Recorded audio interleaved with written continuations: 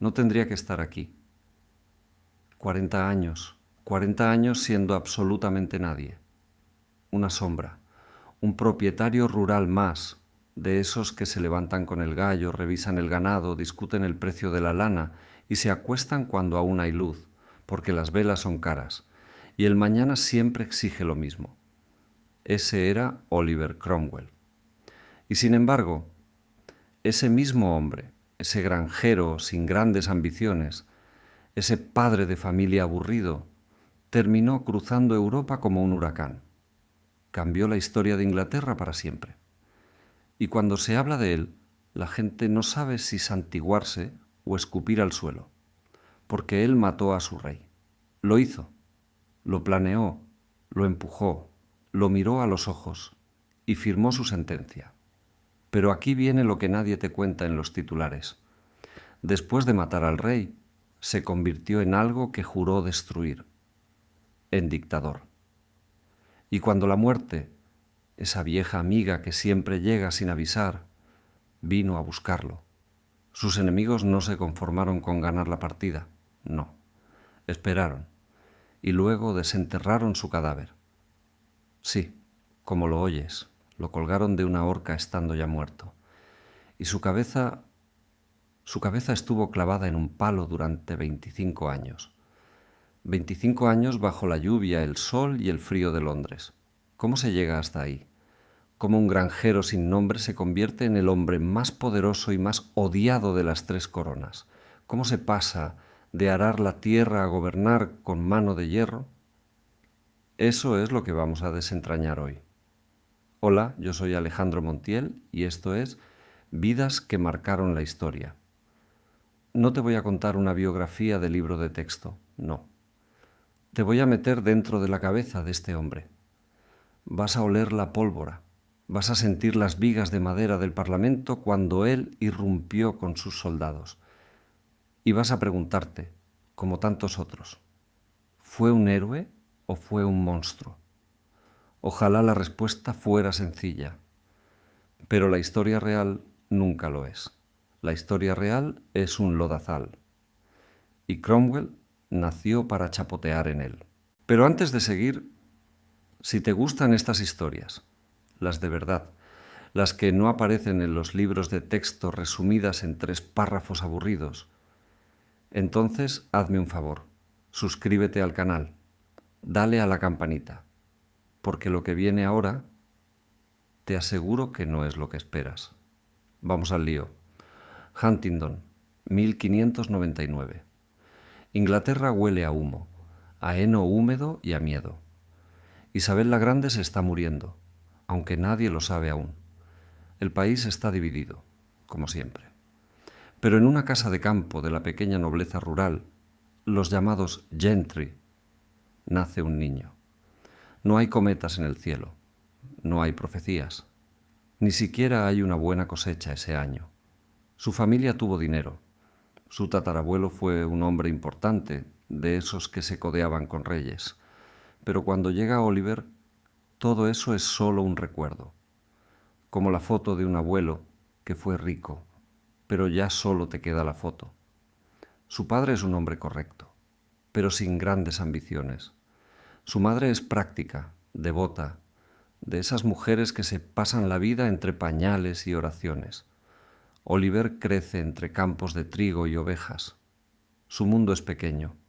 La iglesia del pueblo, los mercados los sábados, la discusión con el vecino por el lindero de una parcela. Nada, absolutamente nada, anticipa lo que está por venir. Porque este chico no es un prodigio. No es el niño listo de la clase. Va a la escuela local, luego pasa un año en Cambridge y ahí no deja huella. No le interesan las declamaciones en latín ni las sutilezas de la teología. Lo suyo es el cuerpo, la lucha, montar a caballo hasta que duelen las piernas, la fuerza bruta de un campesino que no sabe perder. Los que lo conocen de joven lo describen como un muchacho robusto, de cara ancha, severa, y con un genio, el genio. Se enfadaba como si el mundo le debiera algo. Se hundía en melancolías profundas. de esas que no te dejan salir de la cama. Pero cuando salía, lo hacía con una energía que asustaba. Y había algo más, algo que en la España de hoy nos puede sonar lejano, pero que en la Inglaterra de entonces lo era todo. Era puritano. Espera, espera. No te imagines a un monje triste con túnica negra. El puritanismo no era solo una religión, era una forma de mirar el mundo, una forma de respirar. Los puritanos seguían a un teólogo francés llamado Calvino, y Calvino tenía una idea que te helaba la sangre: la predestinación. ¿Qué es eso? Muy sencillo, que antes de que tú nacieras, Dios ya había decidido si te ibas a salvar o si te ibas a condenar, y no podías hacer nada para cambiarlo, ni confesarte, ni pagar indulgencias, ni hacer buenas obras. Ya estaba escrito. Entonces, ¿para qué portarse bien? ¿Para qué rezar? Ahí está la trampa, porque nadie sabe si es de los elegidos, nadie tiene la certeza. Así que los puritanos viven toda su vida intentando demostrarse a sí mismos y a los demás que son de los buenos. ¿Cómo lo demuestran? Con trabajo duro, una ética brutal del esfuerzo, con una vida austera, sin fiestas, sin colores llamativos, sin teatro, con la lectura constante de la Biblia y con la oración, mucha oración. Cada comida, cada negociación, cada decisión, todo se hace delante de Dios. Y Dios lo está mirando, todo el tiempo. Oliver Cromwell se toma esto al pie de la letra. No es un devoto tibio, es un creyente de los que queman. Cree que cada uno de sus pasos es observado por el Creador. Y cree, en el fondo de su corazón, que él ha sido elegido para algo grande. Aunque aún no sabe el qué, aunque aún esté ordeñando vacas y discutiendo precios. Este tipo de fe nos parece hoy lejano, casi exótico. Pero en el siglo XVII, en Inglaterra, la religión era política. Y la política era una cuestión de vida o muerte. Porque la Iglesia oficial inglesa, la anglicana, era para los puritanos una vergüenza. La veían como una copia barata del catolicismo. Obispos con vestiduras lujosas, rituales que no aparecían en la Biblia, imágenes, velas, incienso. Para Cromwell y los suyos, eso era idolatría, paparruchas. El culto tenía que ser sencillo. Una mesa, un predicador y la palabra de Dios. Nada más. ¿Y el rey? El rey. Carlos I. Dios mío, qué personaje. Si hubiera que explicar en una sola frase por qué estalló la guerra en Inglaterra, esa frase sería: porque Carlos I no tenía ni idea de con quién se estaba jugando los cuernos. Este hombre era terco como una mula, criado en la corte, con la certeza absoluta de que su poder venía directamente del cielo. El rey no rinde cuentas ante nadie, pensaba. El rey es la ley, y actuaba como tal. Impuso impuestos sin pedir permiso al Parlamento. Persiguió a los puritanos, intentó uniformar la forma de rezar en toda Inglaterra, empujándola hacia un ritual que olía a Roma. Para un puritano, eso era como si el rey escupiera sobre la tumba de sus padres. La tensión creció durante años. Pero la chispa llegó desde Escocia. Carlos intentó imponer su libro de oración anglicano a los escoceses, que eran presbiterianos, otra rama del protestantismo, pero igual de testarudos. Los escoceses cogieron sus Biblias, sus espadas, y se levantaron en armas. Comenzaron las llamadas guerras de los obispos. ¿Y qué hace un rey sin dinero para una guerra? Lo que ha hecho todo rey de la historia: pedir dinero. Para eso tuvo que convocar al Parlamento. Llevaba 11 años gobernando solo, sin esa molesta mancha de gente que se reunía a decirle que no. Pero ahora no le quedaba otra. En 1640, el Parlamento se reunió de nuevo, y entre los que llegaron a Londres había un hombre de 40 años, ya no aquel muchacho bruto de Huntingdon, sino un granjero maduro, con fama de honrado y de piadoso. representaba a Cambridge y se llamaba Oliver Cromwell. Cuando este hombre entra por primera vez en la Cámara de los Comunes, no es el centro de atención. Nadie señala al futuro verdugo de reyes. Es un diputado más, viste de forma sencilla, casi tosca. Tiene la cara encendida como si acabara de discutir con un arriero. Y cuando habla, su voz es estridente. No es un orador pulido, no suelta frases bonitas, escupe las palabras.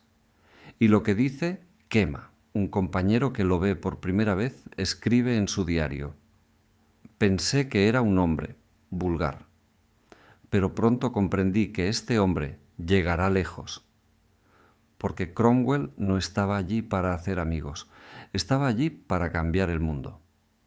El Parlamento que se reúne ese año pasará a la historia con un nombre: el Parlamento Largo, porque duró más de lo que nadie esperaba, y porque no estaba dispuesto a darle ni un penique al rey sin recibir nada a cambio. Los diputados presentaron sus quejas, exigieron castigo para los ministros reales más odiados, anularon impuestos y, lo más importante, exigieron que el Parlamento se reuniera con regularidad, que el rey no pudiera gobernarlos sin consultarlos. Carlos I se puso furioso, pero no podía hacer nada. Necesitaba el dinero. Cromwell, mientras tanto, no era un líder aún, pero era uno de los más activos y de los más radicales. Hablaba poco, pero cuando hablaba, la sala se quedaba en silencio. No usaba la retórica elegante de los abogados, usaba la Biblia. Sus discursos eran salmos convertidos en amenazas. Él no veía aquello como una disputa política, no. Él veía una batalla espiritual. Por un lado el Parlamento, temeroso de Dios; por el otro, el rey y sus secuaces, que para Cromwell no eran más que agentes del papismo y la tiranía. Y un día Carlos I tomó una decisión de la que se arrepentiría para siempre. Enero de 1642. El rey decide acabar con la oposición de un solo golpe. Se presenta personalmente en la Cámara de los Comunes, con soldados. Entra armado en el lugar sagrado donde los diputados deliberan. Su objetivo: arrestar a 5 de los líderes de la oposición. Pero alguien les avisó: cuando el rey llega, los pájaros ya han volado. Aquello fue un terremoto. El rey había violado la ley más antigua de Inglaterra. Había entrado con violencia en el Parlamento. Londres estalló. Las campanas sonaron solas. La gente salió a la calle con lo puesto. Carlos, viendo el caos, huyó de la capital hacia el norte. No había vuelta atrás. En agosto de ese mismo año, el rey izó su estandarte en Nottingham. Era la declaración de guerra oficial.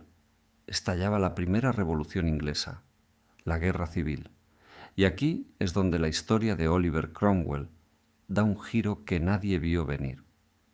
Porque este hombre de 43 años, que jamás había servido un solo día en el ejército, que no sabía lo que era formar una línea de batalla ni cargar una batería, este granjero se fue a Cambridge, cogió sus ahorros, los de sus amigos, y reclutó una unidad de caballería. Su propia unidad.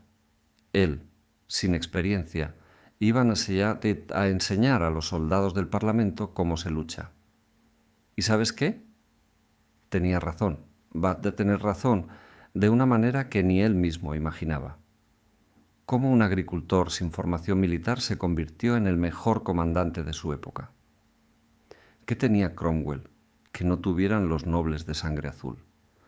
No te lo pierdas, porque cuando la guerra empieza, el ejército del Parlamento es un desastre, una vergüenza.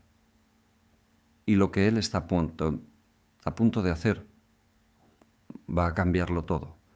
Pero eso te lo cuento en el siguiente bloque. Suscríbete si no lo has hecho todavía.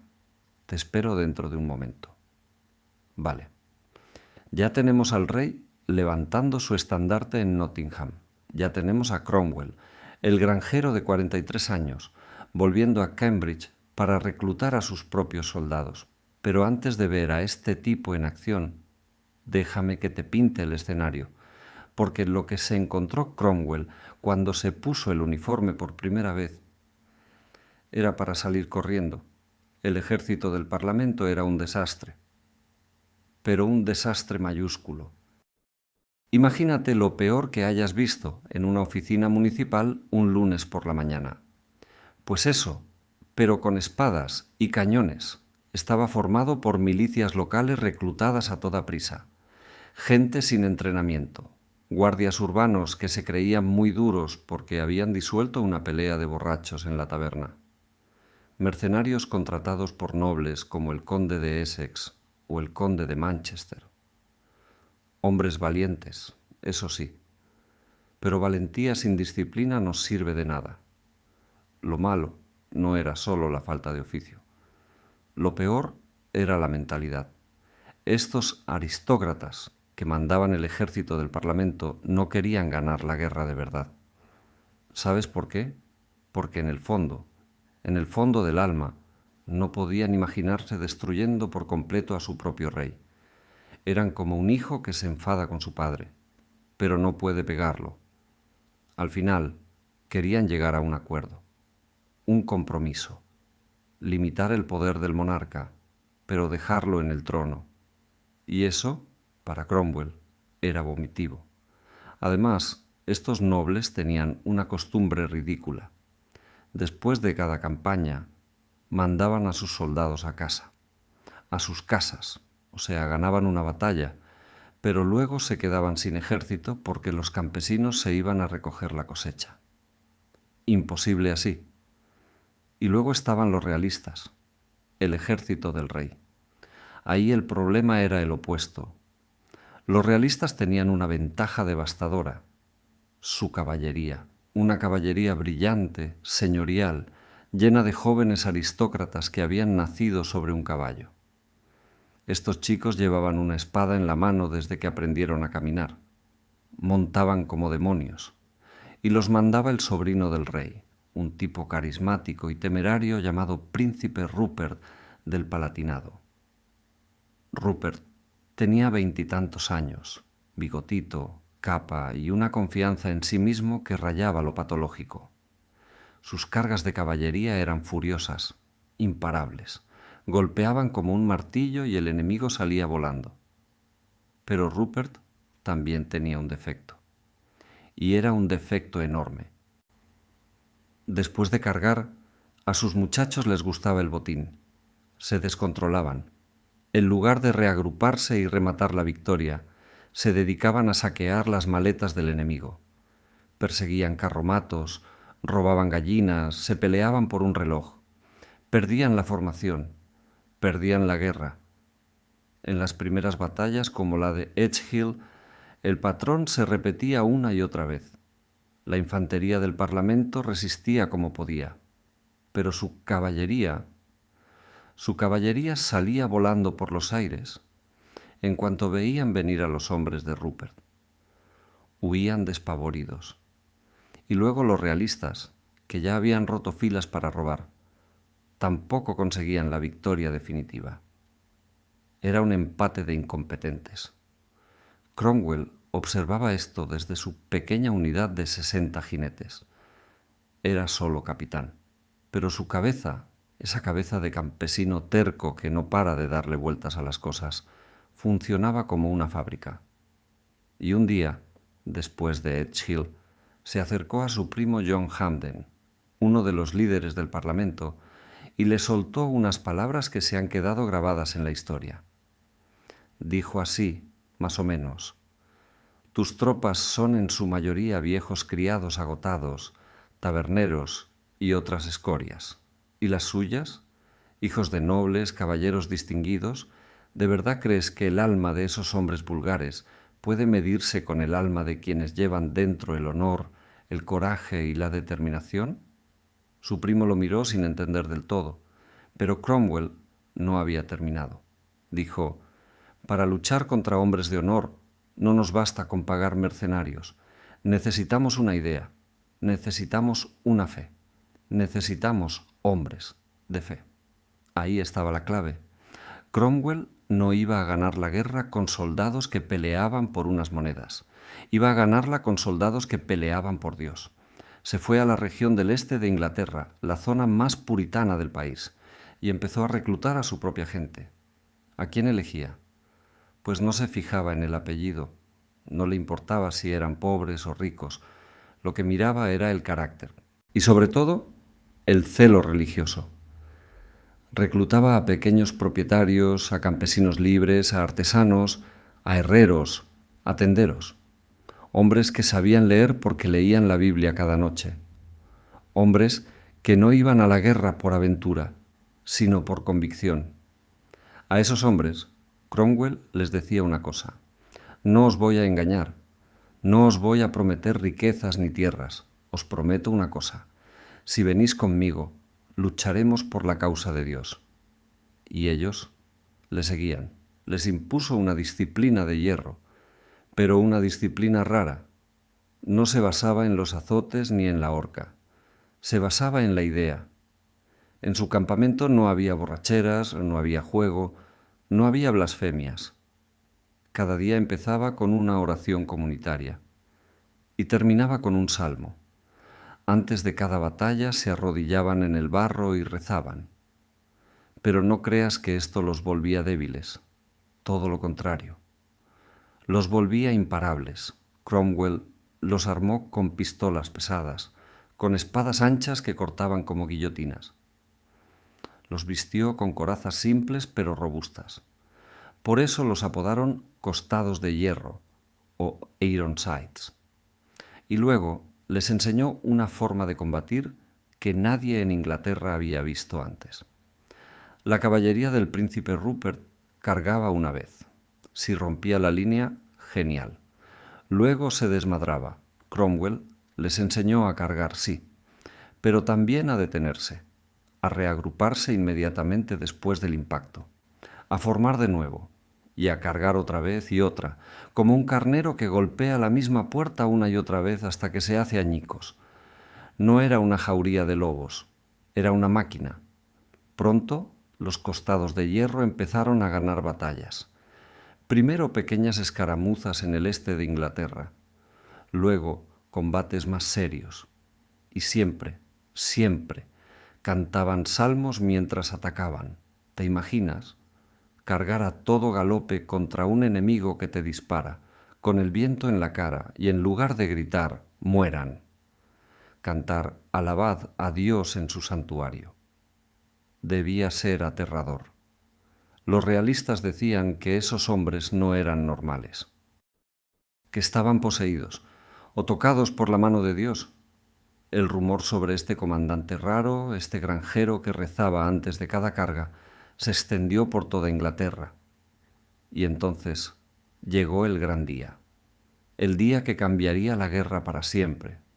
2 de julio de 1644. Marston Moor, Yorkshire.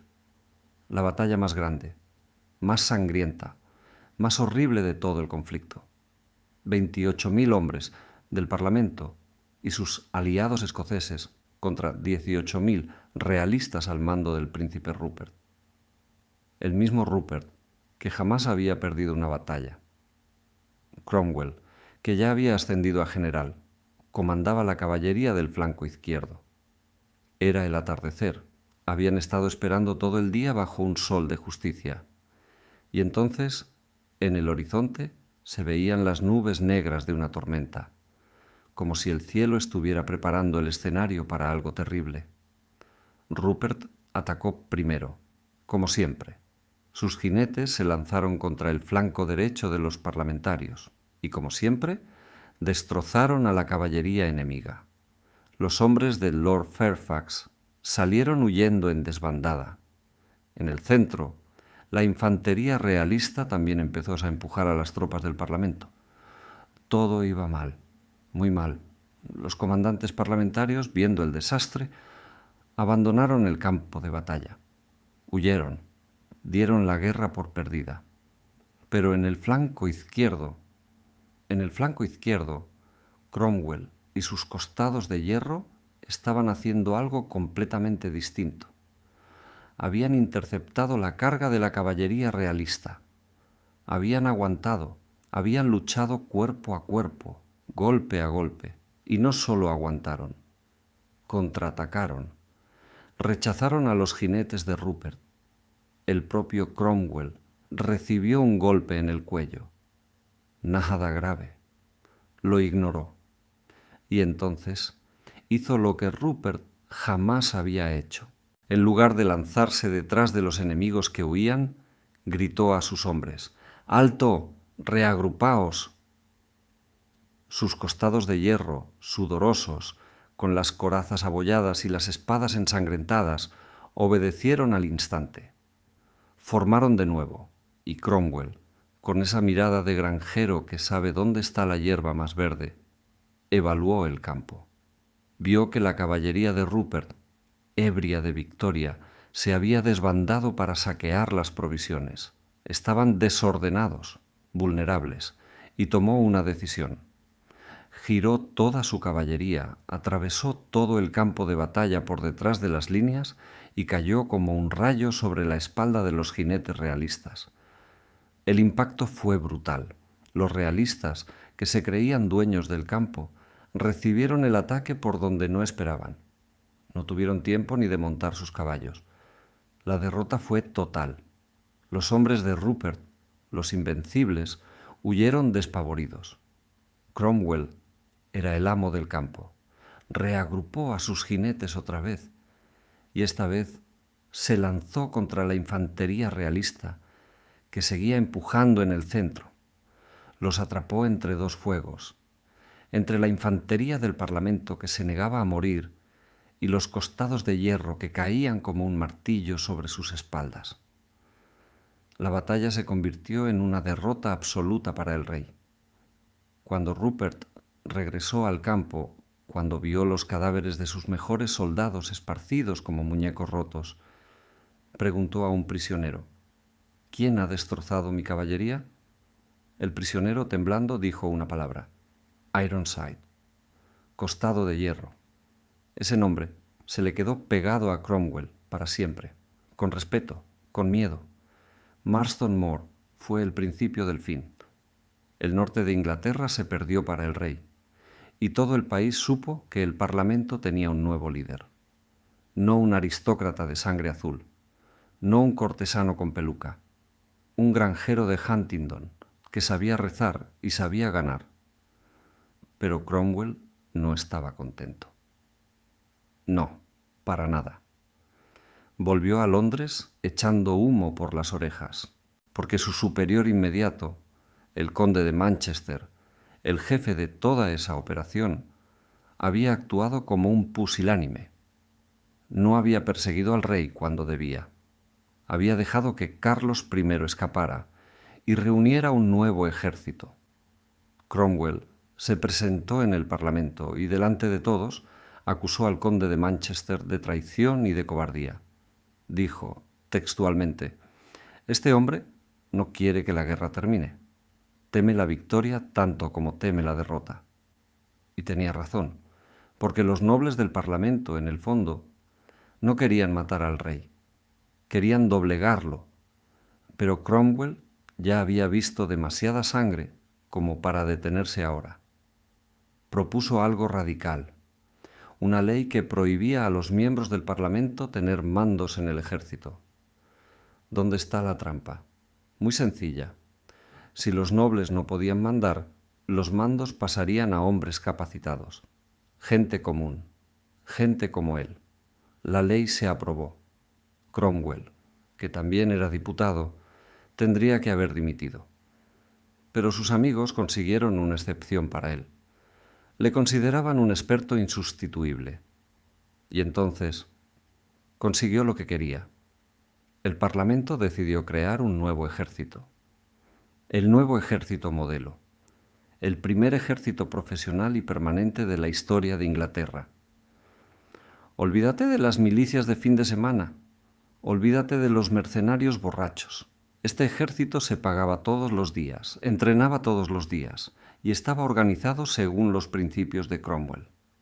Los oficiales ascendían por mérito, no por cuna. y todo el ejército respiraba el espíritu puritano. Te pongo un ejemplo. Uno de los mejores coroneles de caballería de Cromwell había sido carretero, conductor de carretas. Se llamaba John Pride y era un militar brillante. Eso era revolucionario, escandaloso. En la Inglaterra aristocrática, eso era una ofensa, pero también era la razón por la que nadie podía derrotarlos. Soldados y oficiales no solo se unían por la disciplina, se unían por una causa común, por una fe común. Eran el pueblo de Dios que había cogido las armas. Su bautismo de fuego llegó el 14 de junio de 1645. Naseby. La batalla definitiva. El rey Carlos al frente de su último gran ejército y enfrente el nuevo ejército modelo bajo el mando nominal de Fairfax, pero con Cromwell al mando de toda la caballería. La batalla fue casi un espejo de Marston Moor. El príncipe Rupert, en el flanco derecho realista, cargó como siempre con furia, destrozó la caballería parlamentaria de su izquierda y, como siempre, cometió el mismo error fatal. Se dejó llevar por la euforia. Sus hombres se dispersaron para saquear, desaparecieron del campo de batalla durante un buen rato. En el otro flanco, Cromwell hizo lo que mejor sabía hacer.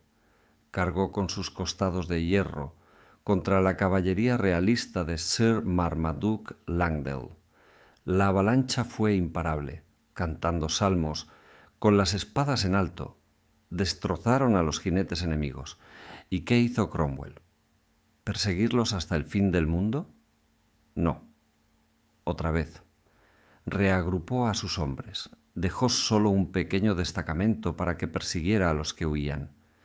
Y con el grueso de sus fuerzas dio un giro de 180 grados y cayó sobre la infantería realista por el flanco y por la espalda. Esa infantería estaba ganando en el centro. Estaba a punto de romper las líneas del Parlamento. Y de repente se encontró con que tenía a Cromwell detrás. Fue el fin. La infantería realista quedó rodeada, aniquilada, capturada en masa. Cuando Rupert regresó al campo, después de su estúpida incursión de saqueo, no encontró más que un paisaje apocalíptico. Cadáveres, armas rotas, estandartes pisoteados.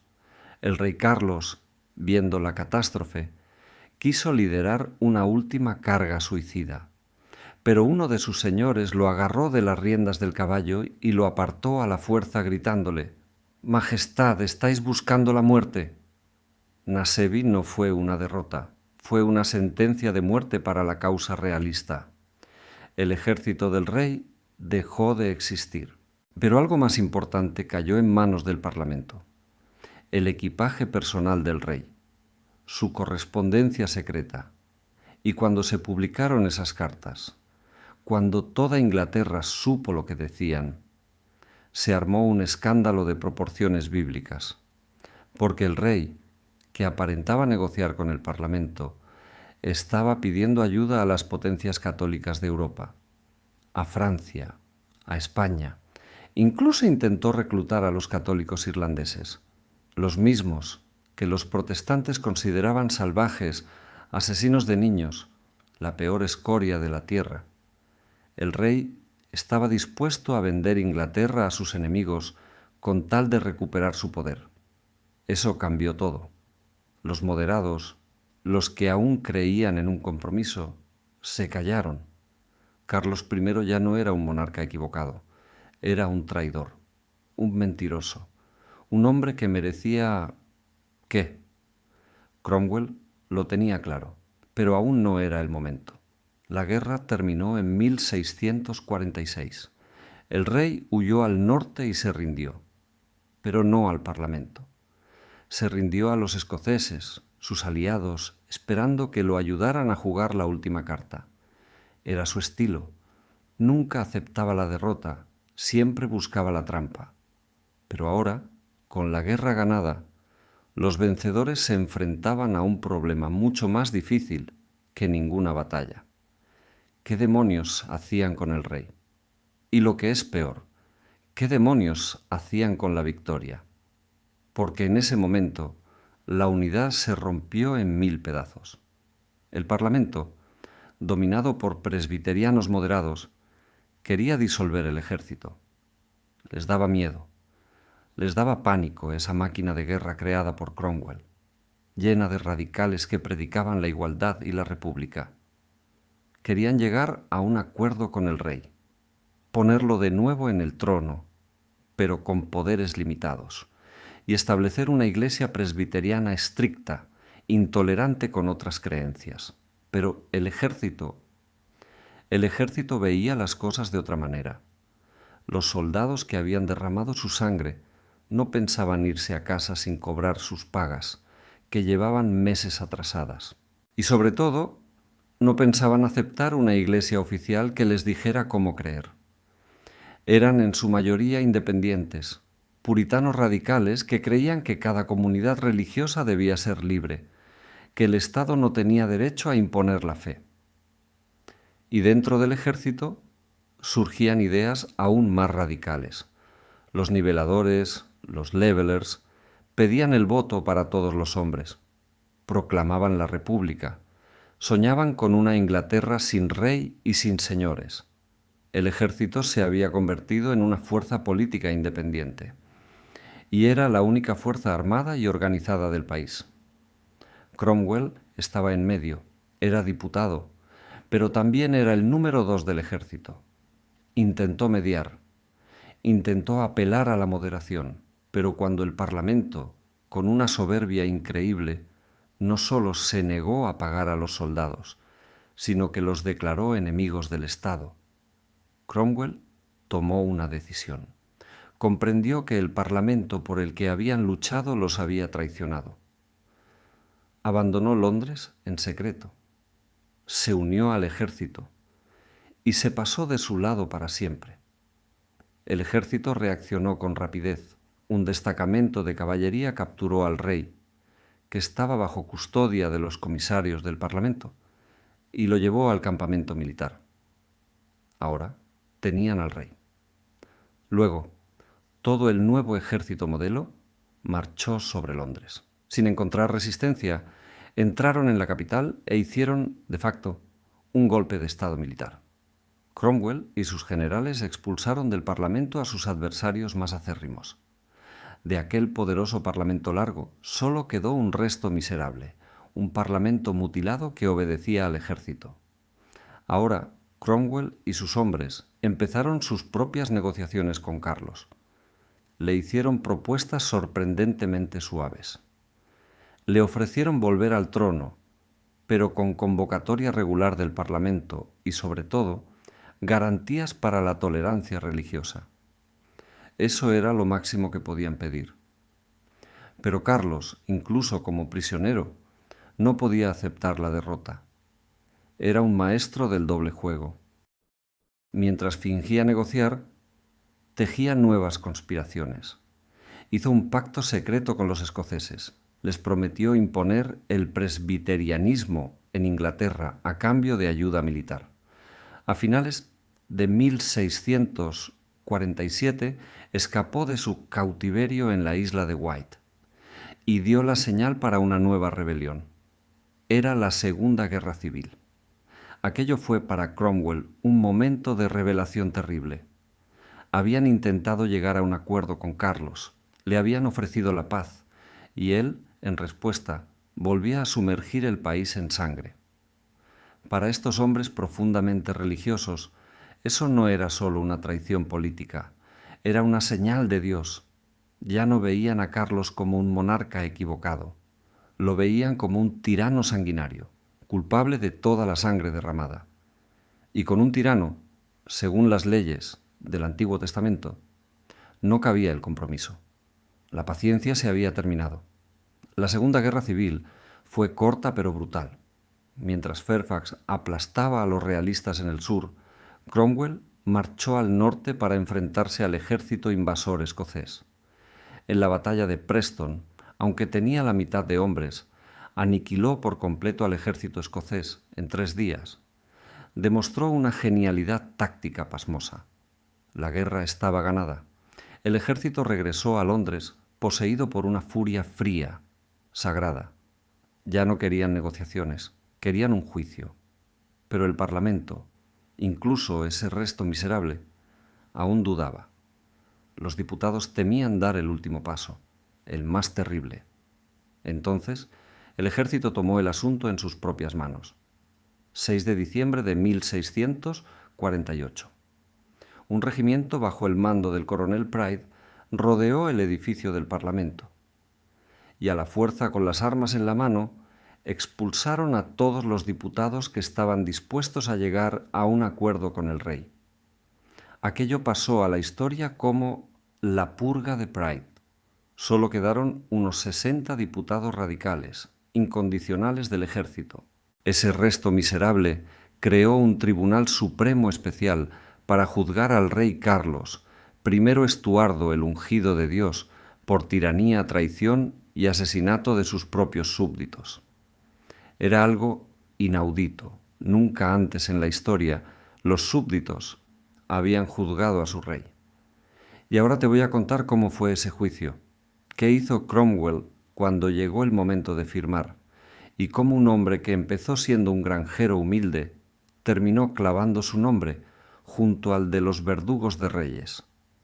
Pero eso te lo cuento en el siguiente bloque, porque aquí viene lo más oscuro. Aquí viene la decisión que lo cambió todo. No te vayas, vamos directos al grano. Enero de 1649. Londres está helado. No es solo el frío del Támesis, que estos días parece de acero. Es un frío que se mete en los huesos, que hace que los pobres se aprieten unos contra otros en los callejones, que los ricos quemen más carbón del que deberían. Pero nadie, absolutamente nadie, puede calentar lo que está a punto de ocurrir. El rey Carlos primero está encerrado. No en una mazmorra húmeda, no. Lo tienen en un palacio, con sus criados, con su ropa limpia, con su Biblia personal. Pero las ventanas tienen barrotes, y los guardias no son sus guardias, son soldados del nuevo ejército modelo, hombres de Cromwell. Fuera, en Westminster, un grupo de 60 diputados, los que quedaron después de la purga, los que nadie eligió realmente, los que deben su asiento a las bayonetas, han decidido algo que ninguna generación anterior se había atrevido siquiera a imaginar. Van a juzgar al rey, no a destronarlo, no a exiliarlo, a juzgarlo, como si fuera un ciudadano cualquiera, como si fuera un ladrón de gallinas. ¿Y la sentencia?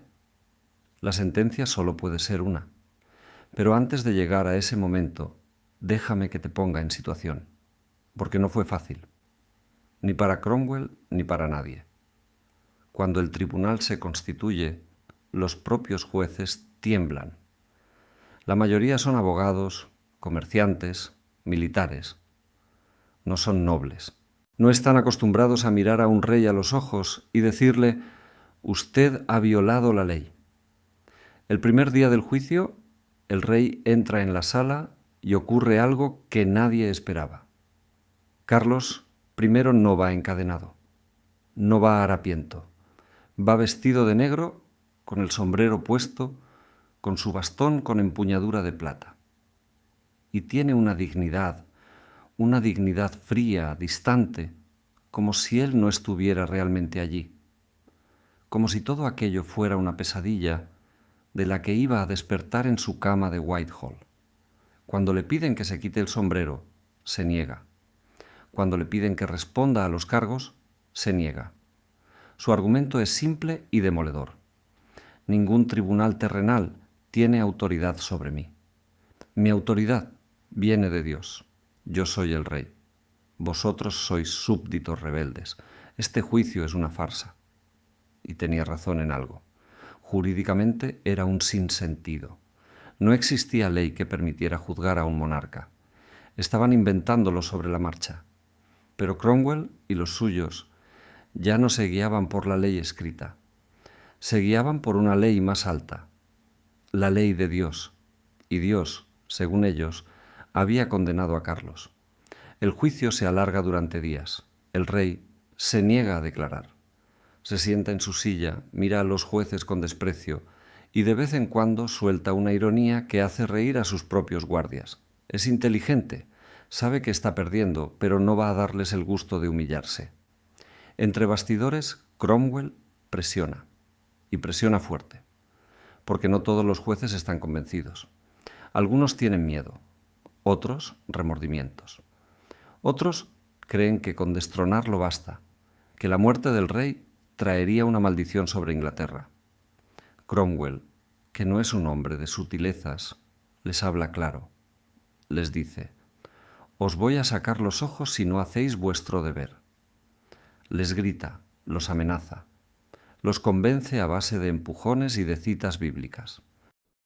Una noche, después de una sesión especialmente tensa, se sabe que Cromwell se acercó a uno de los jueces más reacios y le espetó: «Si no firmas, eres un traidor a la causa de Dios». El hombre firmó. Finalmente, llega el día de la sentencia, 27 de enero de 1649. La sala está llena. Los soldados forman en las galerías. El rey vuelve a entrar con la misma dignidad de siempre, aunque quizá esta vez se le ve más pálido. El presidente del tribunal, un hombre llamado John Bradshaw, lee la sentencia.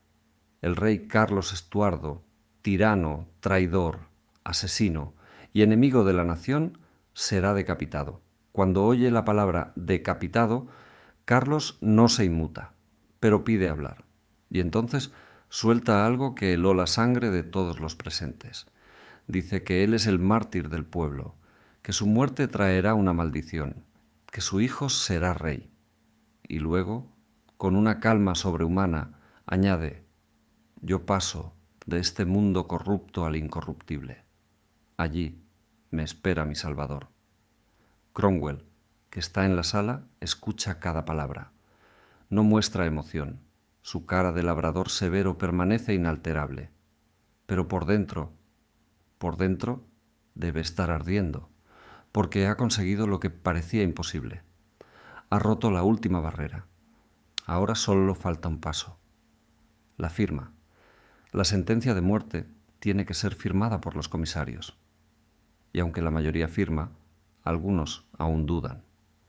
Cromwell coge la pluma y delante de todos estampa su firma. Pero no lo hace con calma, lo hace con rabia. Cuentan que manchó la cara de uno de los jueces con tinta y que le dijo: «No me mires a mí, mira lo que has hecho».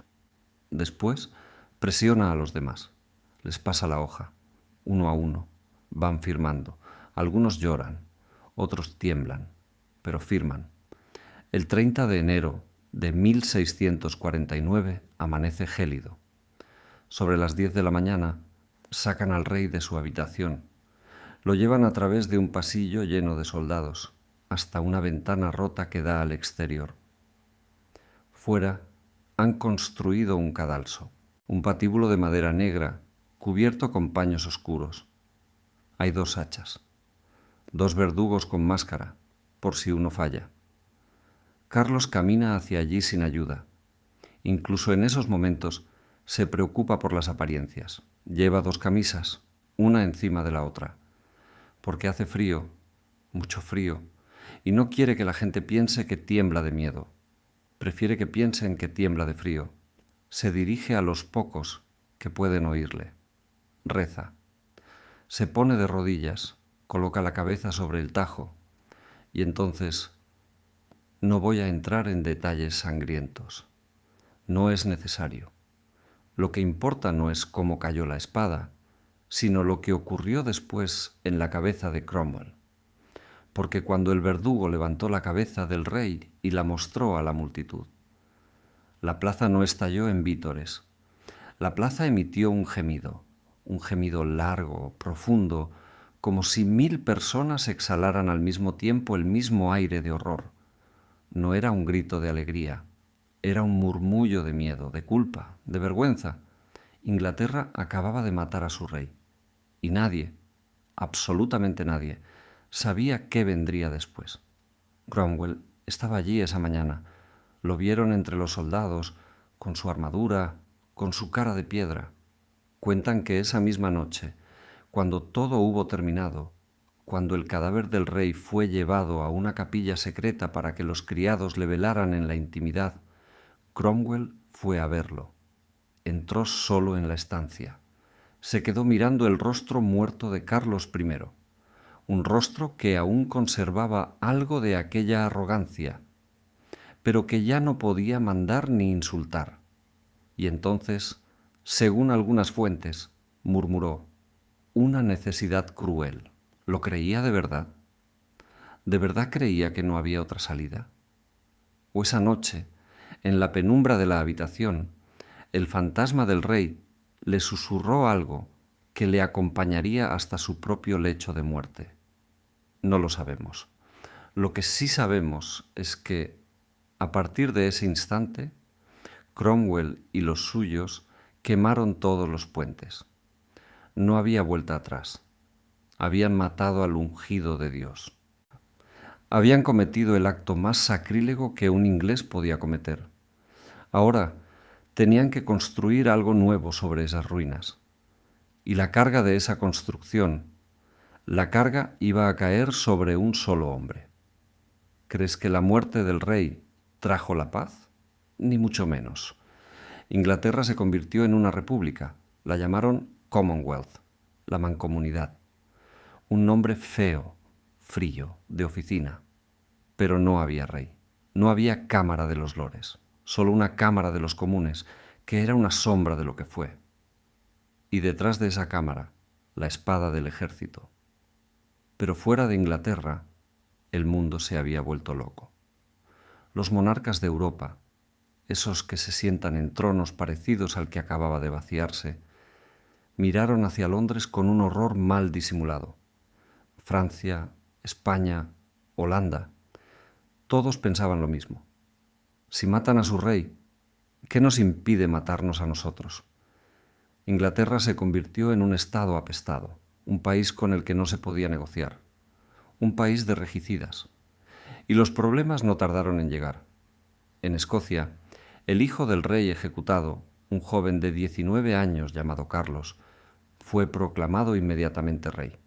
Carlos II, el mismo que años después sería conocido como el Rey Alegre, el que trajo de vuelta las fiestas y las amantes. Pero entonces era solo un muchacho asustado, con una corona prestada y un ejército de escoceses enfadados. Y luego estaba Irlanda. ¡Ay! Irlanda, aquello era un polvorín. Irlanda llevaba siglos siendo el patio trasero de Inglaterra. Los ingleses habían colonizado el norte, habían expropiado tierras a los católicos irlandeses, los habían tratado como a ciudadanos de segunda. Los irlandeses, por su parte, eran católicos fervientes y odiaban a los protestantes ingleses con un odio que se transmitía de padres a hijos. En 1641, antes de la Guerra Civil, los irlandeses se habían levantado en una rebelión sangrienta. Los colonos protestantes fueron masacrados. Las historias que llegaron a Inglaterra, algunas eran ciertas, otras eran exageraciones de la propaganda, pero todas aterradoras. Se decía que los irlandeses desnudaban a las mujeres, que mataban a los niños, que no dejaban vivo a nadie que no fuera católico. Eso ardía en la memoria de Cromwell.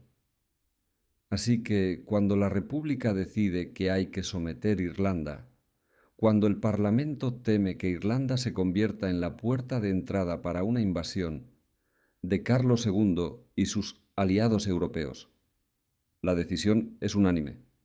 Enviar al mejor, enviar al más implacable, enviar a Oliver Cromwell. Agosto de 1649. Cromwell desembarca en Dublín con 12.000 hombres. No viene como un general cualquiera. Él mismo se ve como la espada del Señor. Un nuevo Josué enviado a castigar a los idólatras. Para él, los católicos irlandeses no son solo enemigos. Son salvajes, son casi animales. En su mente están las historias de la masacre de protestantes de 1641. Quiere venganza. No voy a contarte los detalles sangrientos de lo que pasó después. No hace falta. Lo que sí te voy a decir es que Cromwell aplicó una lógica brutal, una lógica que él consideraba misericordiosa. ¿En qué consiste esa lógica? En que una crueldad ejemplar ahorra más muertes después. Si tomas una ciudad y matas a todos sus defensores, las siguientes ciudades se rendirán sin luchar. Y así, según él, salvas vidas. El primer golpe fue en Drogheda. La guarnición, unos 3.000 soldados realistas ingleses, se negó a rendirse. Cromwell ordenó el asalto. Sus soldados tomaron la ciudad. Y después dio la orden de no hacer prisioneros. Los soldados de la guarnición murieron. Los que se refugiaron en las iglesias murieron. Los sacerdotes católicos murieron. Fue un mazazo. Luego fue a Wexford. Allí, durante las negociaciones de rendición, sus soldados entraron en la ciudad antes de tiempo y la masacre fue aún mayor. Cromwell escribió informes al Parlamento hablando de juicios justos de Dios. Y él, sinceramente, se creía que estaba haciendo el trabajo del cielo. Pero para los irlandeses, el nombre de Cromwell se convirtió en sinónimo de demonio, de azote, de cruel asesino. Se calcula que la guerra en Irlanda, más el hambre y las enfermedades que vinieron después, acabó con hasta un 40% de la población de la isla.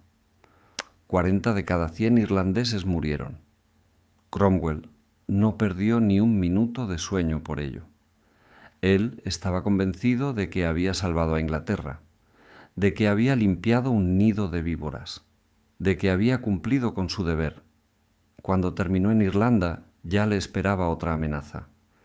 Escocia se había aliado con el joven Carlos II, y el ejército escocés, dirigido por un comandante astuto llamado David Leslie, estaba listo para invadir. Cromwell marchó al norte, y allí le esperaba el mayor desafío militar de su vida.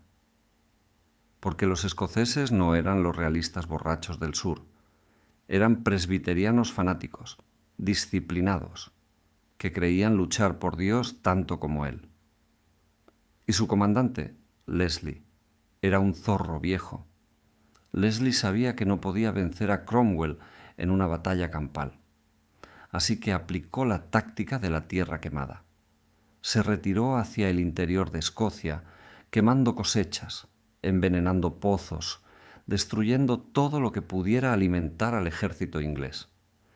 Cromwell avanzó, hambriento, enfermo, con sus hombres muriéndose de disentería, hasta que quedó atrapado cerca de la ciudad de Dunbar, con el mar a la espalda y un ejército escocés el doble de numeroso delante. Las tropas escocesas ocupaban las colinas. Era una posición imposible. Cromwell se pasó la noche en vela. Rezó. Buscó una señal de Dios, y la señal llegó. Los escoceses, confiados en su victoria, presionados por sus propios predicadores que exigían la destrucción inmediata del ejército enemigo, cometieron un error fatal. Bajaron de las colinas, abandonaron su posición ventajosa para preparar el ataque final al día siguiente. Cromwell, al ver aquello, susurró algo que sus soldados recordarían siempre. El Señor los ha entregado en nuestras manos. En la madrugada del 3 de septiembre de 1650, bajo una lluvia torrencial, Cromwell lanzó un ataque devastador. No era un ataque desesperado, era una obra maestra. Su caballería cargó por un flanco que los escoceses creían impracticable. La infantería avanzó con bayonetas. En pocas horas el ejército escocés dejó de existir. 3.000 muertos, 10.000 prisioneros. Cromwell perdió menos de 30 hombres. 30. ¿Te das cuenta de la magnitud? Esa no fue una batalla, fue una aniquilación. Para Cromwell y sus soldados, aquello fue un milagro, la prueba definitiva de que Dios estaba de su lado. Pero la guerra no había terminado. exactamente un año después, 3 de septiembre de 1651, Carlos II y los restos del ejército escocés intentaron una invasión desesperada de Inglaterra. Pensaban que los realistas se levantarían en masa. No lo hicieron. Cromwell los alcanzó en la ciudad de Worcester. Fue su última gran batalla. La llamó la Misericordia Coronada. El ejército realista fue aplastado. Carlos II huyó, se escondió en un roble, se disfrazó de sirviente y tras semanas de aventura logró escapar a Francia. 3 reinos, Inglaterra, Escocia e Irlanda, todos yacían a los pies de Oliver Cromwell. Ya no había enemigos, ya no había excusas. Ahora, Cromwell tenía que hacer lo más difícil, construir un mundo nuevo. Volvió a Londres en el otoño de 1651. Lo recibieron como a un triunfador romano. Las campanas repicaron, la gente se agolpaba en las calles para ver pasar a su héroe, a su salvador. Pero Cromwell no estaba contento. Algo le corroía por dentro, porque esperaba que el Parlamento, ese Parlamento mutilado que él mismo había creado, se pusiera por fin a trabajar. Esperaba reformas. Esperaba justicia. Esperaba la construcción de una sociedad piadosa, ordenada conforme a la voluntad de Dios. Y no encontró nada. El Parlamento que quedaba, llamado despectivamente Parlamento Rabadilla o Rump Parliament, era un grupo de 60 o 70 hombres que se habían hecho ricos con la guerra. Repartían tierras confiscadas a los realistas entre sus amigos y parientes. Se nombraban cargos bien remunerados. No querían reformas, querían perpetuarse en el poder. No convocaban elecciones porque sabían que perderían. Querían gobernar para siempre. Para Cromwell, eso era una traición. Peor que una traición. Era una vergüenza delante de Dios.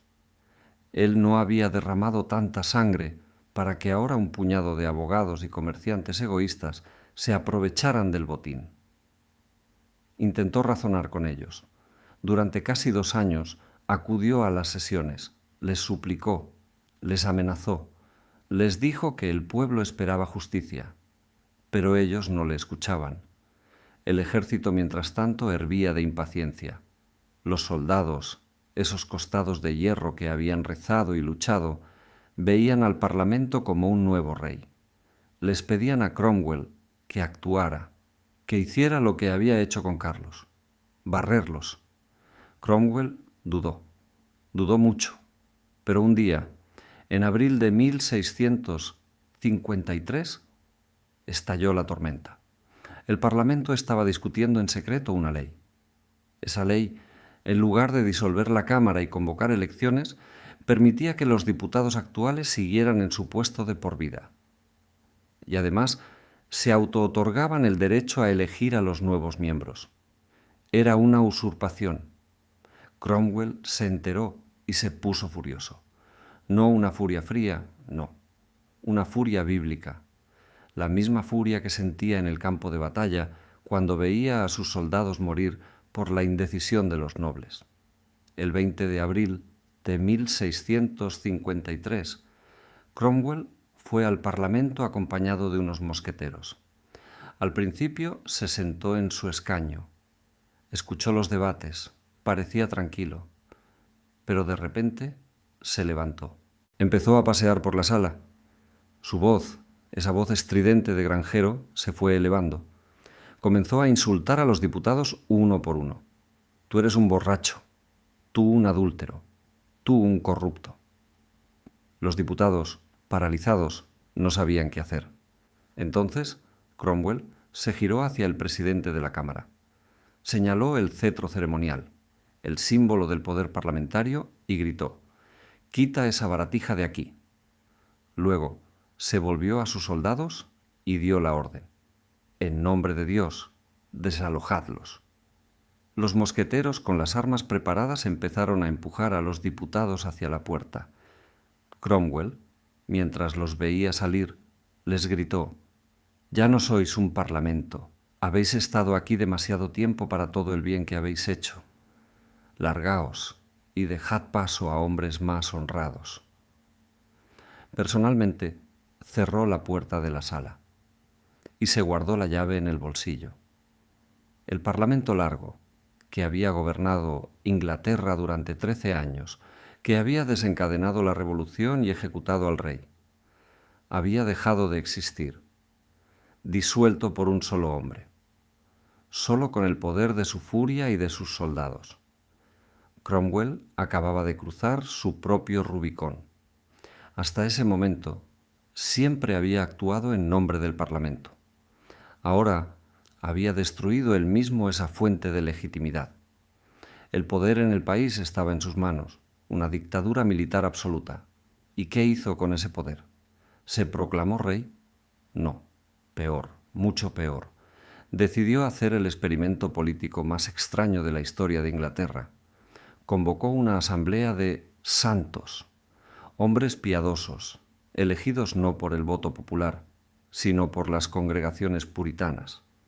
140 hombres que, según él, gobernarían inspirados por Dios. Ese parlamento, llamado despectivamente Parlamento de Barebón por uno de sus miembros, un curtidor apellidado Alabadios Barebón, fue un desastre. En 5 meses, esos santos intentaron abolir el sistema legal inglés para reemplazarlo con la Biblia. Quitaron los impuestos que pagaban a la Iglesia. Atacaron las universidades. Propusieron reformas tan radicales que asustaron hasta a los propios generales de Cromwell. El experimento fracasó. Los moderados, de acuerdo con el ejército, devolvieron el poder a Cromwell. Y entonces, sus propios generales le dijeron: tienes que gobernar tú, pero con unas reglas, con una constitución. Así nació el instrumento de gobierno, la primera constitución escrita de la historia de Inglaterra. Y el 16 de diciembre de 1653, en Westminster Hall, Oliver Cromwell fue nombrado Lord Protector de Inglaterra, Escocia e Irlanda. No era rey, pero gobernaba como rey. Tenía su propio consejo, un parlamento que debía convocar cada 3 años, pero también tenía el ejército, y el ejército solo le obedecía a él. Cromwell, el granjero que empezó siendo un diputado modesto, se había convertido en el hombre más poderoso de las Islas Británicas. Y entonces ocurrió lo que ocurre siempre que un hombre normal se pone una corona invisible. El poder empezó a cambiarlo, o quizá no lo cambió. Quizás solo reveló lo que siempre había estado allí. Pero eso te lo cuento en el siguiente bloque. Porque ahora viene la parte más contradictoria, la parte donde el defensor de la libertad del Parlamento disuelve el Parlamento, donde el campeón de la conciencia individual persigue a los disidentes, donde el hombre que rechazó la corona se comporta peor que ningún rey. No te muevas. A ver, vamos por partes. Cromwell ya es Lord Protector. No es rey, pero vive en palacio. No tiene corona, pero los embajadores extranjeros se arrodillan ante él. No tiene cetro, pero tiene un ejército de 30.000 veteranos que lo adoran como a un padre o como a un dios.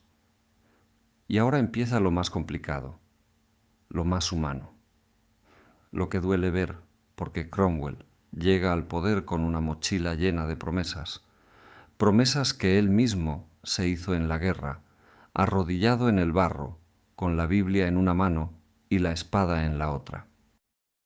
Prometió que construiría una nación justa, una nación donde los piadosos pudieran vivir en paz, sin miedo a que el rey o los obispos les impusieran una fe falsa. Prometió libertad de conciencia, y durante los primeros años del protectorado casi lo consigue. Pero si esperas un cuento de hadas, olvídalo. Esto es la historia de un hombre atrapado, atrapado entre lo que quiere hacer y lo que puede hacer, atrapado entre sus ideales y la realidad, atrapado entre el deseo de soltar el poder y el miedo terrible de que si lo suelta, todo se derrumbará. Empecemos por lo bueno, porque también hay cosas buenas. Cromwell no fue solo un militar que rompió cosas, también fue un gobernante que construyó. Cuando asume el protectorado, Inglaterra está en la ruina.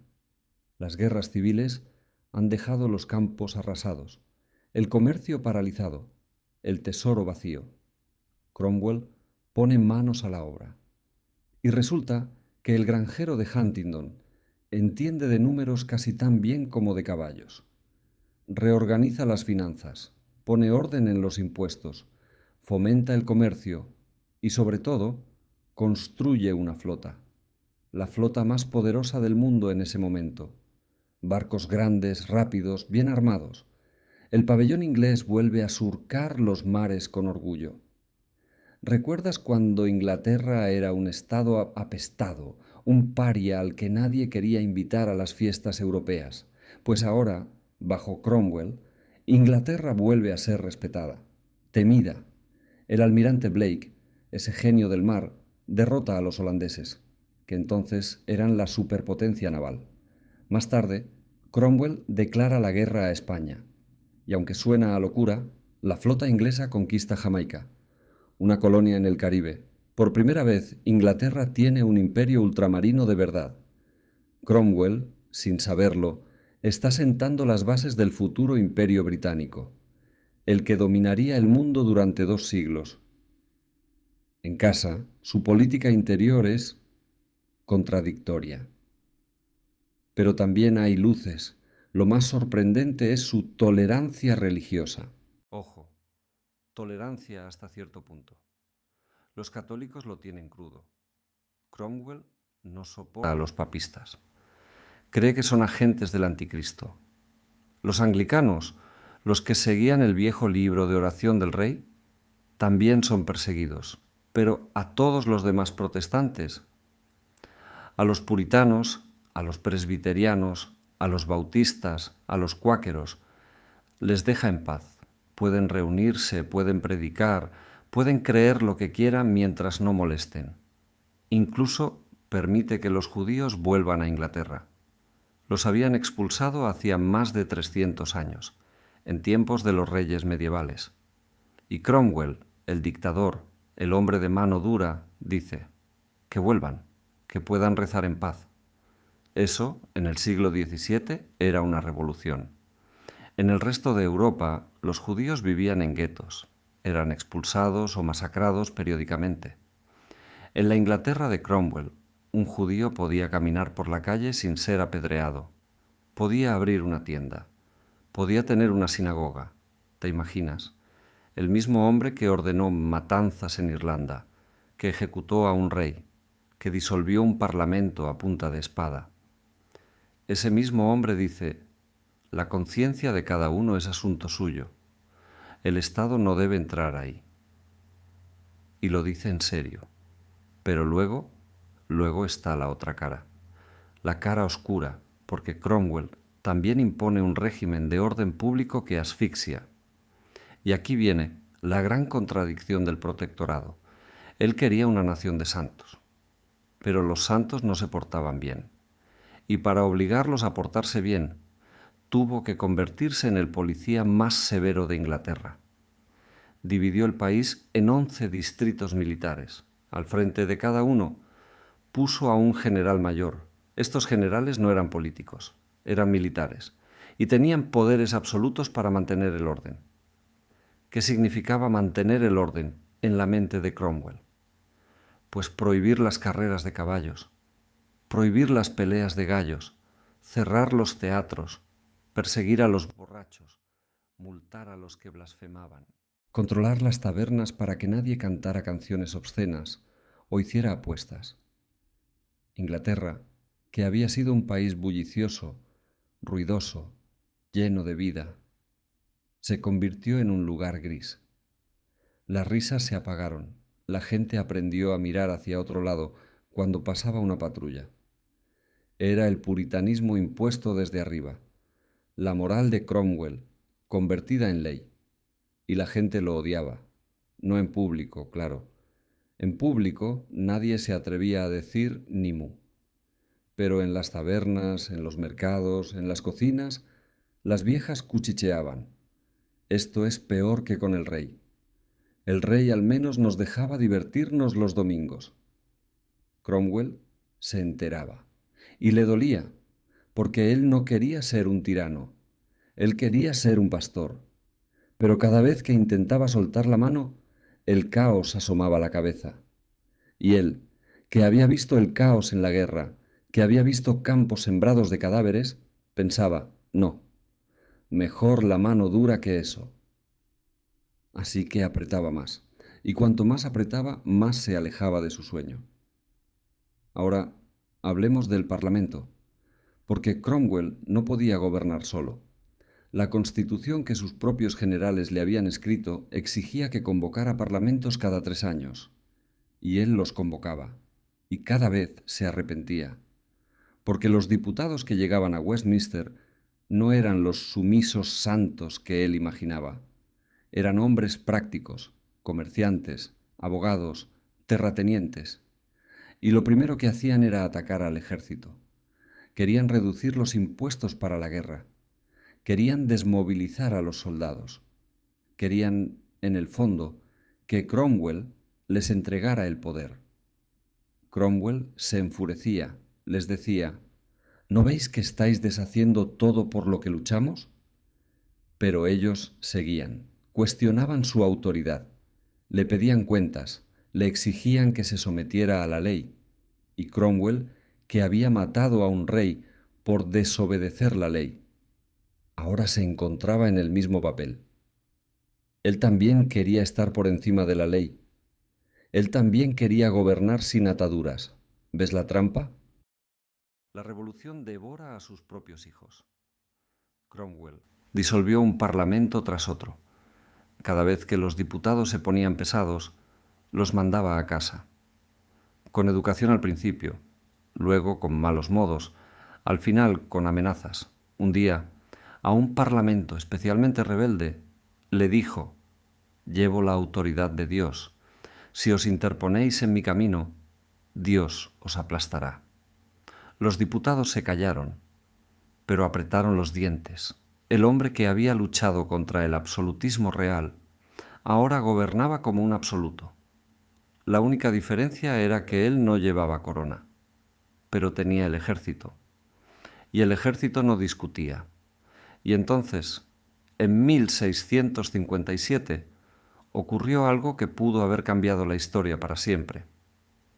El Parlamento le ofreció la corona. Sí. Los mismos diputados que meses antes le habían insultado, ahora le llevaban una ofrenda. Le dijeron: «Lord Protector, acepte el título de rey. Restaure la Cámara de los Lores. Devuelva a Inglaterra la forma de gobierno que siempre ha tenido. Así todo volverá a la normalidad». Cromwell se quedó callado. Debió sentir una tentación enorme, porque la corona le habría dado legitimidad. Ya no sería un general que había tomado el poder por la fuerza. Sería un rey, ungido, con derecho hereditario. Su hijo, el pobre Richard, podría sucederle sin que nadie protestara. Pero Cromwell también sabía lo que pensaban sus viejos camaradas. Los republicanos de verdad, los que aún creían que la guerra se había hecho para acabar con los reyes, no para poner uno nuevo. Uno de ellos, un tal mayor general Lambert, le dijo sin rodeos: «No hemos luchado 20 años para que ahora nos pongan a otro Carlos en el trono». Cromwell dudó. Dudó durante semanas. Pasó noches en vela, paseando por los pasillos de palacio, mirando el retrato de su madre, una mujer puritana que le había enseñado que la soberbia es pecado, y finalmente rechazó la corona. Dijo no sería rey, pero luego aceptó algo casi igual. Aceptó que su poder fuera hereditario y aceptó restaurar la Cámara de los Lores, aunque con miembros designados por él. ¿En qué se diferencia eso de ser rey? En nada, en el nombre, solo en el nombre. Cromwell se convirtió en rey sin corona, rey sin ungüento, rey sin la palabra rey, pero rey al fin. Y lo peor es que él lo sabía. En sus momentos de mayor honestidad, cuando se sentaba en su estudio a solas con su Biblia, debía susurrarse a sí mismo: ¿en qué me he convertido? Pero siempre encontraba una excusa, siempre encontraba una razón: es por el bien del país.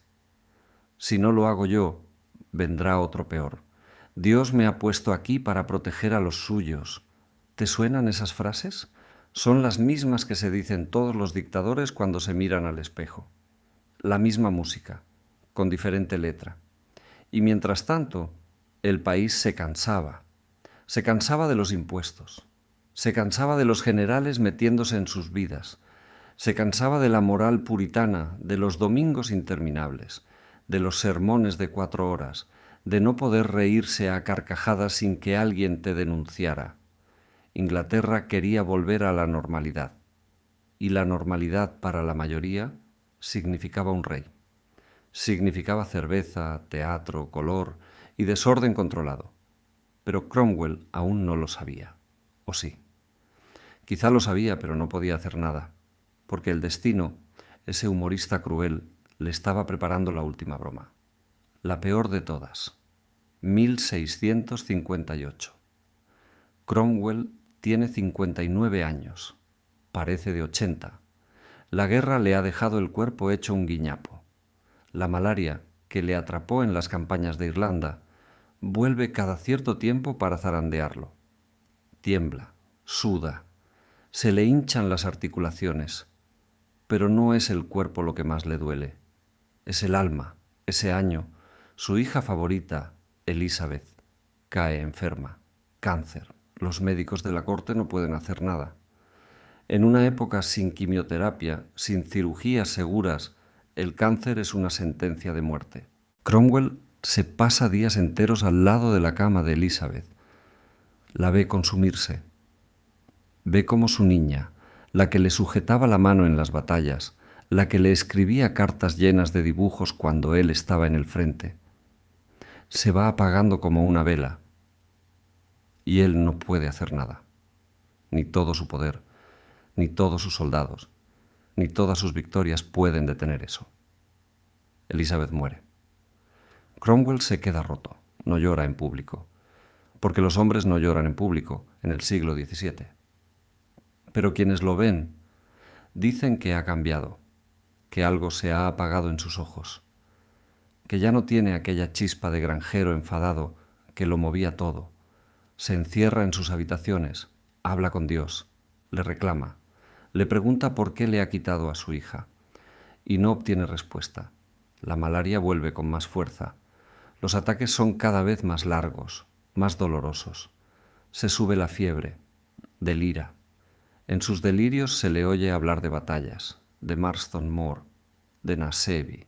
Vuelve a oler la pólvora, vuelve a oír los gritos de los moribundos, pero también murmura palabras que no pertenecen a la guerra. Dice necesidad cruel, una y otra vez, como si fuera un mantra. Se acerca el final, y él lo sabe. 3 de septiembre de 1658. Cromwell ha elegido ese día, no por casualidad. El 3 de septiembre es su día de la suerte. Fue un 3 de septiembre cuando aplastó a los escoceses en Dunbar. Un 3 de septiembre cuando aniquiló a Carlos II en Worcester. Es su fecha mágica, la fecha en la que Dios siempre le ha dado la victoria. Hoy, piensa, Dios le dará la última victoria, la que no duele.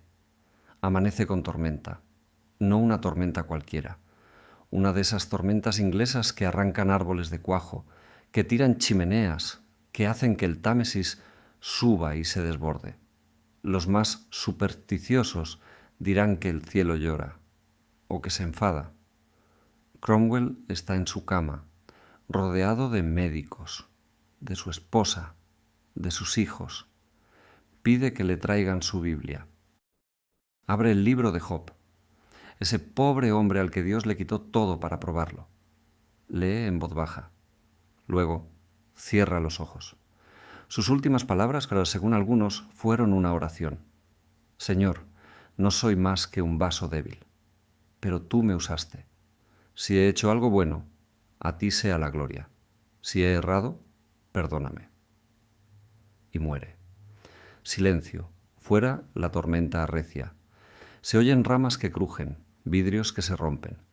Oliver Cromwell, el granjero que se convirtió en Lord Protector, el dictador que no quiso ser rey, el verdugo de Carlos I, el azote de Irlanda, el libertador de los puritanos, el hombre de fe y de hierro, ha dejado de respirar. Su hijo Richard hereda el título. Pobre Richard. Richard Cromwell es un buen hombre, amable, tranquilo. Le gustan los caballos, el campo, las conversaciones sosegadas. No tiene ni un solo hueso de guerrero en el cuerpo. Los soldados lo llaman a sus espaldas Tumbled Dick o Dick el vacilante. Con desprecio, Richard intenta gobernar, convoca un parlamento, intenta contentar al ejército, pero es como un niño intentando domar un león. El ejército, que solo respetaba a su padre, empieza a conspirar.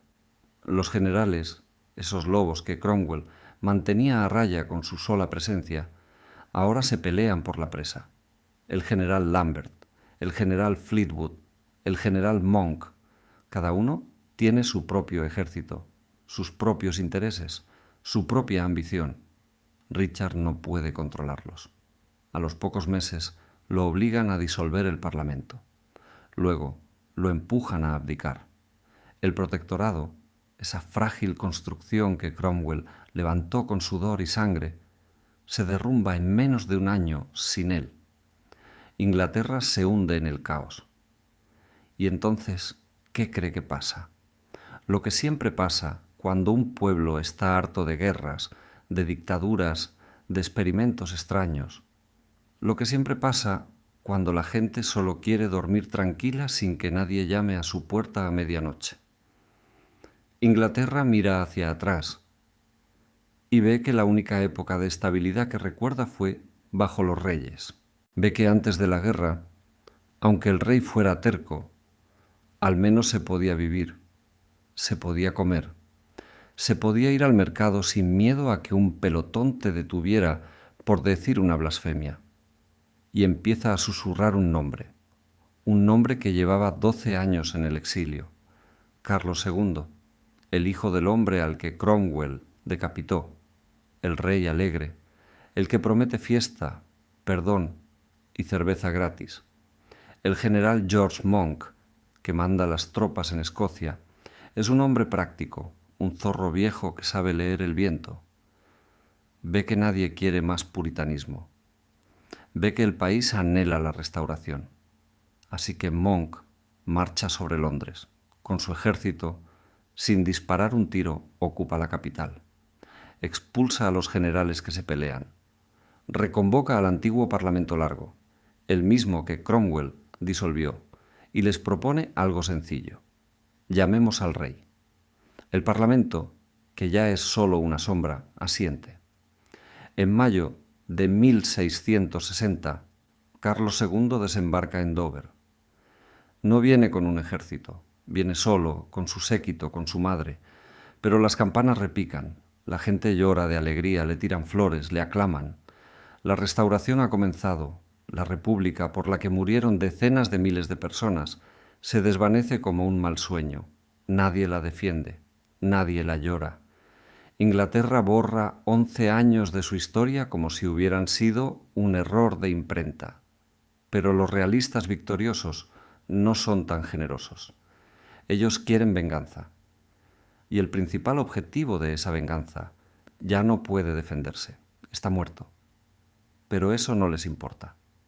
Van a castigar a Cromwell, aunque esté muerto. Y la manera en que lo harán te helará la sangre. Pero no es sangre lo que verás. Es algo peor. Es la humillación definitiva. Eso te lo cuento en el último bloque. Prepárate. Porque el cadáver de Cromwell está a punto de emprender el viaje más extraño de su vida. Y su cabeza no descansará ni siquiera después de muerto. llegamos al final. Y como todo final que se precie, empieza con un cadáver. No el de Cromwell, el de su sueño. Porque cuando Richard Cromwell abdica y el ejército se deshace como un terrón de azúcar bajo la lluvia, Inglaterra se queda sin gobierno. Durante unos meses todo es confusión. Los generales se pelean por el poder. El Parlamento se reúne y se disuelve. La gente en las calles no sabe a quién obedecer. Y entonces, un hombre llamado George Monk, que manda a las tropas en Escocia, decide tomar cartas en el asunto. Monk es un personaje fascinante, no es un idealista, no es un puritano convencido, es un militar profesional que ha servido a reyes y a repúblicas según soplaba el viento.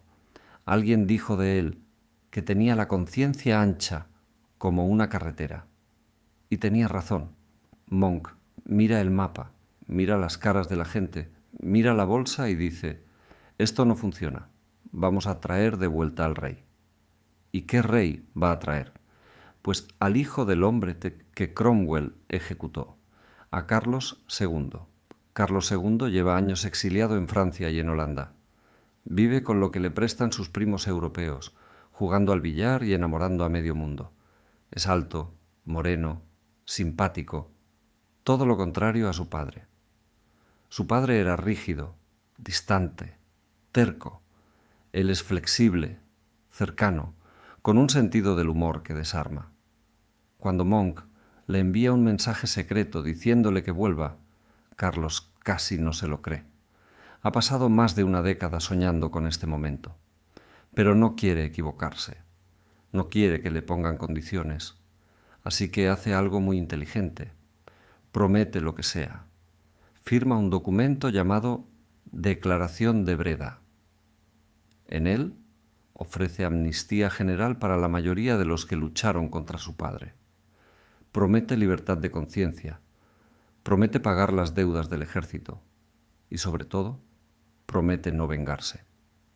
Bueno, no vengarse de todos. En mayo de 1660, Carlos II entra en Londres. Nunca has visto nada igual. Londres lleva 11 años vestida de gris. 11 años sin fiestas, sin colores, sin máscaras. 11 años de sermones y de miradas torcidas. Y de repente, todo se vuelve fiesta. Las campanas no paran de sonar. Las calles se engalanan con telas y flores. La gente sale a bailar. En las tabernas sirven cerveza gratis. Carlos desfila bajo un arco de triunfo improvisado. Monta un caballo blanco, lleva una peluca enorme y oscura que se pondrá de moda para siempre. La multitud grita: Dios salve al rey. Y él sonríe, saluda, mira a los ojos a los mismos que hace 12 años aprobaron la muerte de su padre. Y no dice nada todavía, porque la restauración no es solo volver a poner al rey en el trono, es también una cacería.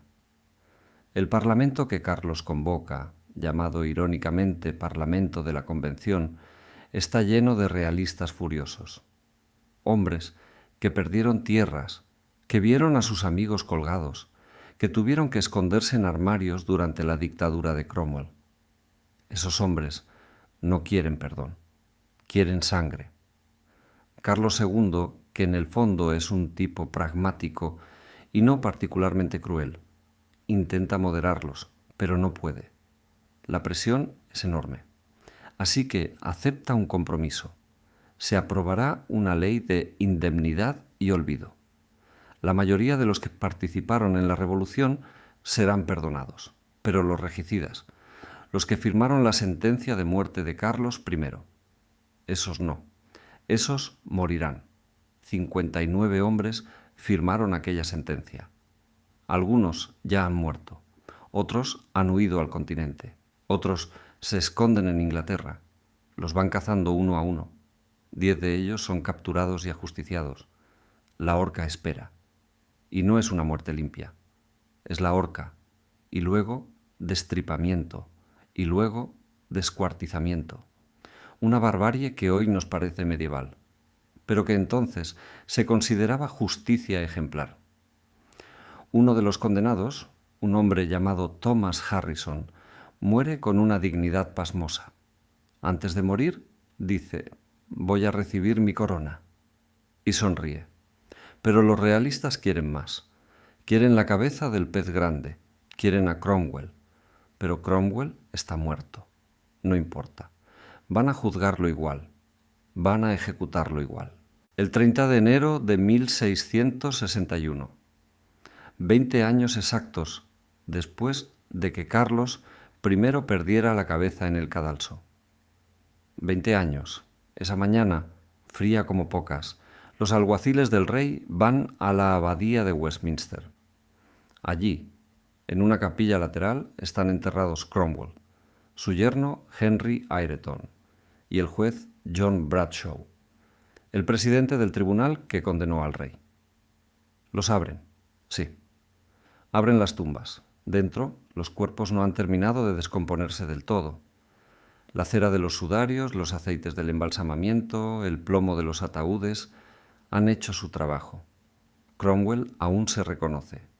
Lo envuelven en una sábana, lo sacan de la abadía, lo cargan en un carro. ¿Y a dónde lo llevan? A Tyburn. Tyburn es el lugar donde ahorcan a los criminales comunes, a los ladrones, a los asesinos, a los salteadores de caminos, el sitio más vergonzoso de Londres. No la torre, no una fortaleza. Tyburn. Llegan al mediodía. Una multitud se ha congregado. No es una multitud triste, es una multitud curiosa. Algunos ríen, otros escupen, otros miran con los ojos muy abiertos. Descargan los cuerpos. El de Cromwell, el de Ireton, el de Bradshaw. Los visten con ropas viejas, los colocan en la horca y los dejan colgando. Horas, toda la tarde. Al caer la noche, los bajan. El verdugo corta las cabezas. Los cuerpos, decapitados, los arrojan a un pozo común, sin nombre, sin cruz, sin nada. Y las cabezas son otra historia. La cabeza de Bradshaw, la de Ireton, esas acaban enterradas en algún lugar perdido. Pero la cabeza de Cromwell es demasiado valiosa como para esconderla. La clavan en una pica, una lanza de 6 metros de altura, y la colocan en lo alto del tejado de Westminster Hall, el mismo edificio donde Cromwell había sido proclamado Lord Protector, donde había recibido a los embajadores, donde se había sentado como si fuera un rey. Ahora su cabeza mira hacia abajo. El viento le silba en los oídos vacíos. La lluvia le lava los huesos. El sol le quema la piel reseca. Así estará 25 años. 25. Puede que te parezca una locura. Puede que te parezca un exceso. Pero para los realistas, aquello era justicia poética. El tirano que humilló a un rey, humillado para siempre. Su cabeza, exhibida como la de un criminal vulgar. Durante 25 años, los niños que crecían en Londres aprendían a señalar con el dedo hacia Westminster y decir: allí está la cabeza del hombre que mató al rey. Los viajeros extranjeros, al pasar, se detenían a mirar. Algunos sentían repugnancia, otros escalofríos. Un diarista de la época escribió: «Nunca había visto algo tan horrible y tan fascinante a la vez. Parece un trofeo de caza, pero de un tamaño que da miedo». Y un día de tormenta, la pica se rompió. La cabeza cayó al suelo, rodó por el tejado, cayó en el patio. Un soldado de guardia la recogió. No sabía qué hacer con ella. Al final, la guardó en una caja y se la llevó a casa. Y entonces empezó el viaje más extraño de la historia de una cabeza cortada. La cabeza de Cromwell pasó de mano en mano como una reliquia macabra. Un coleccionista la compró, luego otro, luego otro. Hubo quien la exhibió en una feria de rarezas, quien la mostró en un museo privado, quien la usó como tema de conversación en cenas de ricos. En el siglo XVIII, la cabeza terminó en posesión de una familia llamada Wilkinson. Los Wilkinson la guardaban en un armario y la sacaban para enseñarla a los visitantes. se enorgullecían de tener la cabeza del regicida. Hasta que en 1960, 300 años después de la muerte de Cromwell, alguien decidió que aquello ya había durado demasiado. La enterraron en secreto.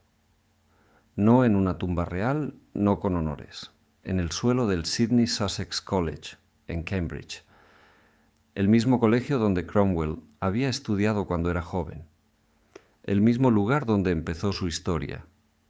Pusieron una pequeña placa. No dice, aquí yace Oliver Cromwell. Dice algo más modesto. Cerca de este lugar fue enterrado Oliver Cromwell, en el año 1960. Cerca de este lugar, como si no estuvieran seguros, como si la cabeza aún pudiera andar dando vueltas. Ahora sí, ahora el cadáver de Cromwell ha descansado. Pero la pregunta sigue en el aire. ¿Quién fue este hombre? ¿Un héroe o un monstruo? ¿El padre de la democracia inglesa o el primer dictador moderno? La respuesta, como casi siempre en la historia, es que fue ambas cosas y que no fue ninguna. Volvamos al principio, a aquel granjero de Huntingdon que nadie conocía, a aquel puritano de rostro severo que se pasaba la vida entre rezos y caballos. Aquel hombre no quería ser rey, no quería ser Lord Protector. Lo que quería era algo mucho más difícil. Quería hacer la voluntad de Dios en la tierra. Y esa certeza fue su fuerza. Y también su condena. Porque cuando estás absolutamente convencido de que Dios te ha elegido, todo se vuelve permiso. Puedes disolver un parlamento, porque Dios quiere orden. Puedes ejecutar a un rey, porque Dios quiere justicia. Puedes masacrar enemigos, porque Dios quiere pureza. Cada atrocidad se convierte en un acto de fe. Cromwell nunca dudó de sí mismo. Y esa falta de duda, esa insoportable seguridad, fue lo que lo hizo grande y lo que lo hizo terrible. Sus enemigos le llamaban tirano, sus seguidores, libertador. La verdad, como siempre, está en medio. Él salvó a Inglaterra del absolutismo de los Estuardo, pero la sumergió en una dictadura militar sin precedentes. Él luchó por la libertad del Parlamento, pero fue el primero en disolverlo a punta de espada. Él defendió la libertad de conciencia, pero impuso su moral puritana a toda una nación, cerrando teatros y prohibiendo las risas los domingos. Él rechazó la corona, pero gobernó como un rey, nombró a su hijo sucesor y vivió en un palacio.